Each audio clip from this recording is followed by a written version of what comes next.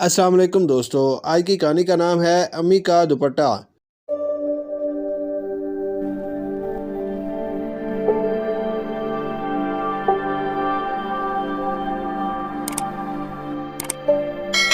मैं आज बहुत खुश थी। कल मेरे स्कूल में फंक्शन है जिसमें मुझे अम्मी का किरदार अदा करना है। स्कूल में फाइनल तैयारी के बाद भी आज मुझे घर में अच्छी तरह से तैयारी करनी थी, क्योंकि टीचर ने कहा था कि अपनी अम्मी को अच्छी तरह से देखना, कैसे उठती बैठती हैं, काम करते वक्त दुपट्टा कैसे लेती हैं, वगैरह वगैरह। आज छुट्टी थी मगर इसके बावजूद मैं सुबह सुबह ही जाग उठी। सारा दिन मैं अम्मी को देखती रही कि क्या क्या काम किस तरह किया। रात को अचानक याद आया कि मुझे जो कपड़े कल पहनने हैं इसका तो दुपट्टा ही नहीं था। मैंने परेशान होकर अम्मी से कहा तो उन्होंने तसल्ली दी, कोई बात नहीं, तुम ये दुपट्टा ले लेना जो मैंने ओढ़ा हुआ है, ये अच्छा मैच हो जाएगा। ये दुपट्टा। मैं एकदम परेशान हो गई। क्यों, क्या हुआ, अम्मी ने पूछा तो मैंने कहा नहीं कुछ नहीं, बस मैं सोने जा रही हूँ। मैं बिस्तर पर आकर लेट गई मगर नींद मेरी आंखों से कोसों दूर थी।